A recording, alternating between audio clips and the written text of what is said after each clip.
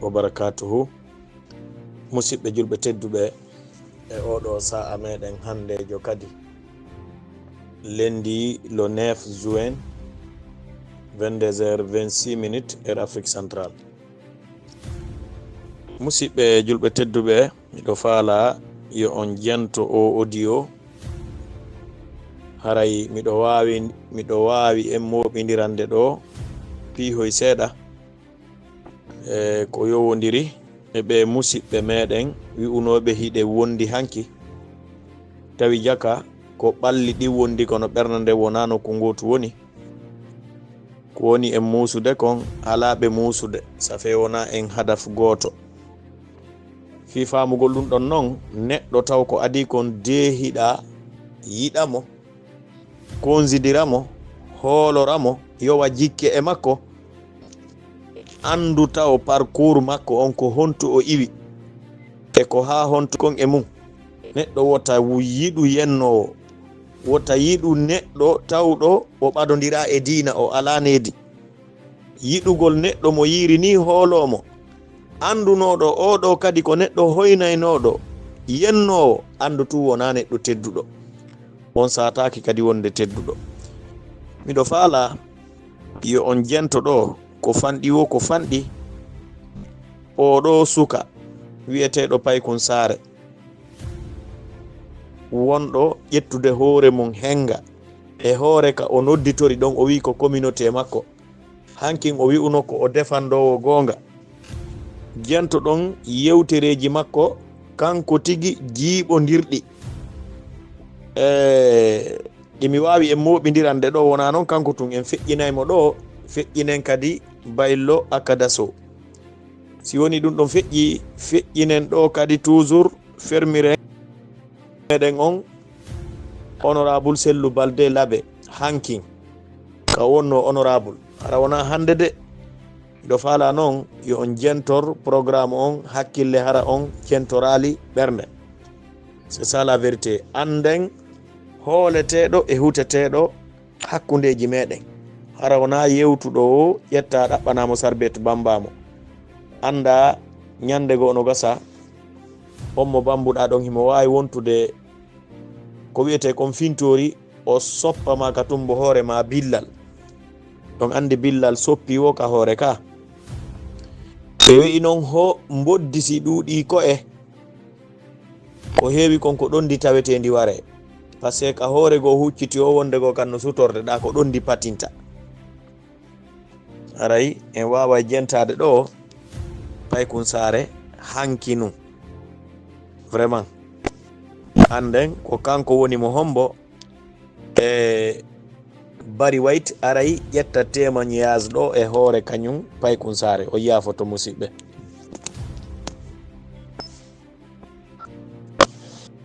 No hersinanila ñammin Bari White kam jooɗo ɗo mi waɗana live goɗɗo mo mi ñammini no hersinanila mais à un moment donné il le faut imaginez ya ñammin goɗɗo yangoɗa ñammin min goɗɗo hayso ko 1 franc mi ñamanimo fof no andilan ka vidéo jam mi wona reconnaissant miɗo welti par ce que compte andi honno heɓiri ɗi abbe mu ñami affiche aɗo anna tan dan ɗo mi ɗaɓɓiti goɗɗum ɗo komi holla resté connecté danda si mi accay ɗo kaɗeniije ɗo wayi ɗo ka non mi ñam waɗa ɗuma goo voilà ɗo ndaare ɗo conca andi mo watti ɗon ni attendez je vais vous montrer quelque chose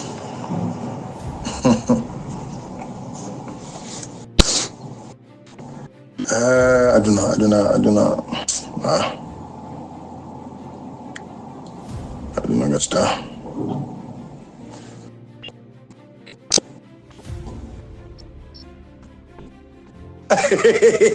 bébé Bari l'autre la donne envie de vomir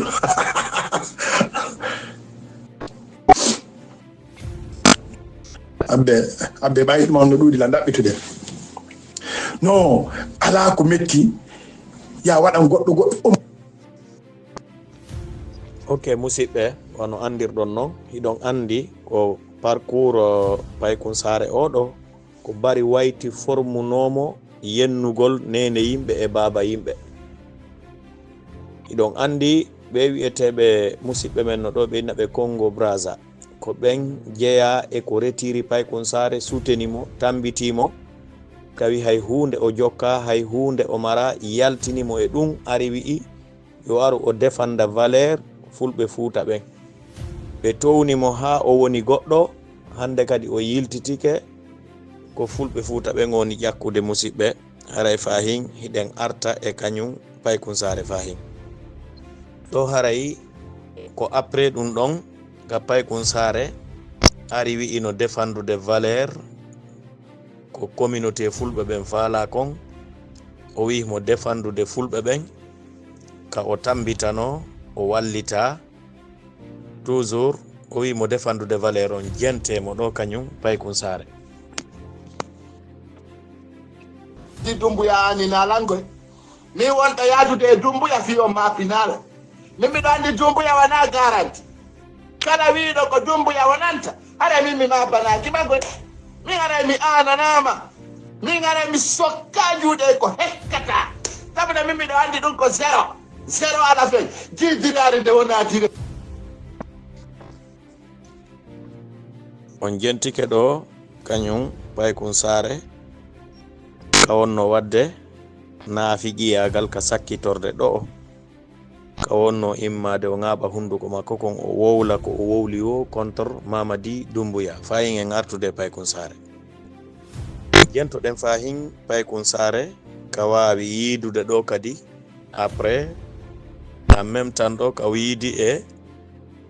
Kader Yomba nene goto Madick Sans Frontiére on gaño leñol gaño iwdi neɗɗo posonjo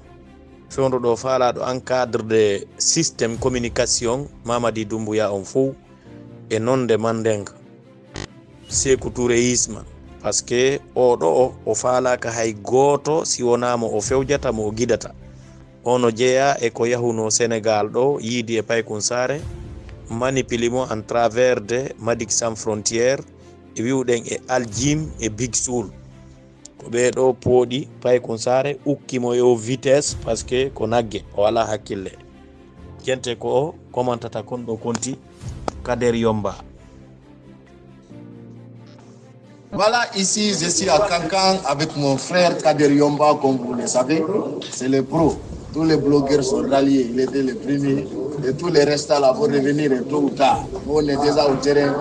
On vous appelle à revenir avec la paix et la sincérité. Voilà Kader Yomba ici, c'est Kankan. Il n'est pas raciste, hein? C'est l'honnêteté qui l'appelle. Voilà. C'est ça mon frère Paykun. Vous savez, il ne suffit pas de venir, seulement il faut être sincère. Il y a beaucoup qui viennent pour nous infiltrer, je vous ai toujours dit, on a l'œil sur vous. Le général Mamadi Doumbouya est notre seul et unique sage. Beaucoup ont reçu des pots de vin. Pendant des années, ils ont combattu ce monsieur, un homme béni, un messie vivant que Dieu a envoyé pour envoyer la paix, la réconciliation, la fraternité. D'où Paykun a toujours dit que Mamadi Doumbouya est la définition étymologique du peuple et du rassemblement du peuple de Guinée, le RPG. Soyez les bienvenus, bro. Merci. Kader Yomba m'a dit à Dakar, Paykun, il faut que tu rentres. Je suis confiance. Donc l'homme est là, tout le monde vient ici, il ne vient pas Kader. Pour voir Kader là, c'est pas facile, il est gardé. On est là, ouais. Ok, musidɓe julɓe tedduɓe haray on nani ko Kader kañum holli kon e yewtere komi yewti ko wonde man na Paykun Sare tigui confirmi Kader yahuno Dakar ɓe yiidi wimo yo naatu yo artu ka leydi haray fahin hiɗen arta fahin e Madick Sans Frontiére avant ka Paykun Sare wi'uno hino défendude valeur communauté on hino défendude valeur toujours IFDG on e sa tawi fahin ko e fenande o woni par ce que neɗɗo mo ala dignité o yona holorede musidɓe ɗen arta ɗon kadi ɗo fahin musidɓe ko ka Paykun Sare toujours wonno attaquude ɗo e Asilo King e sa o attaque Madick Sans Frontiére jento ɗon ala dernier avant Paykun Sare et après c'est comment jenteɗo Paykun Sare ko woni wowlude ɗo selon Monsieur Tidiane la puissance selon Paykun Sare ko haalno kaw faabinno ko vraiejo que feƴƴuɗo Canada so o balance o ganduɗa o bonay si o balancimo tout andi asikkayɗa andani fo ara fo no andanma no woni probléme jiɗi tijja la puissance holli wosi Magic Sans Frontiére waɗini flèche ni gokkuni ara c'est à dire imo sifani muni pap woso yawti he lagina woday ko fillo Asi le King ko video mo 33 minutes tijja la puissance arisil ay espère ɓe darimo ɓe si ɓe yaltini ɗum ɗo ara fi Asi le King boni fewn ɗo ni tijja la puissance waɗi vidéo mo réservé vidéo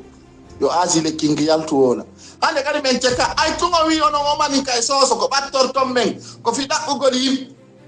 dale lirle hande kadi population e connecté hande kadi menen fulɓe men jogodira woni ko fulɓe ɓen tundata fulɓe onon to mi yahay to men ƴeewa so tawi ko penale on ɗo wolde mais sebulanno vrai ça c'est clair a Facebook ɗo ça reste que pour les vrais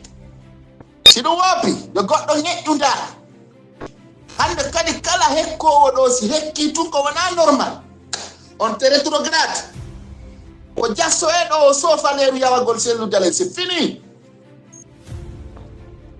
Ok, on nani hito pay kon sare ɗo avant ka wonno yude mo defandude gonga toujours jento ɗon mo ɗo kadi ka woni wowulde ɗo kadi inde Magic Sans Frontiére kañum pay kon sare même personne musidɓe no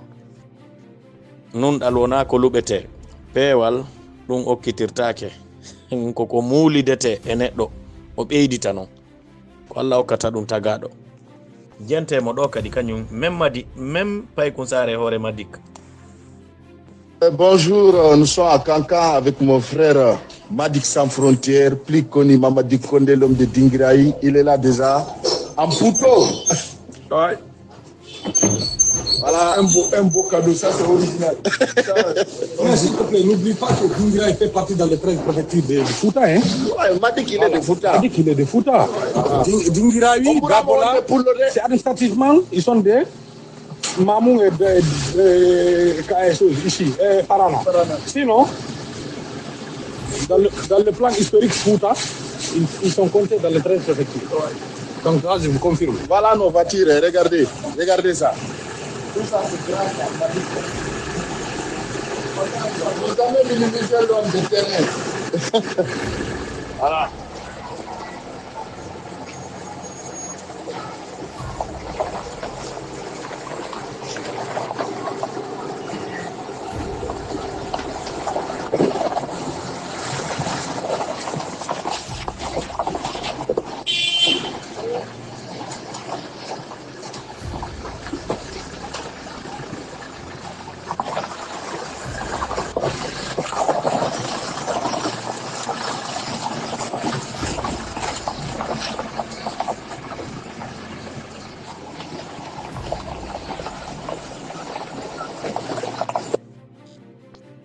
Ok,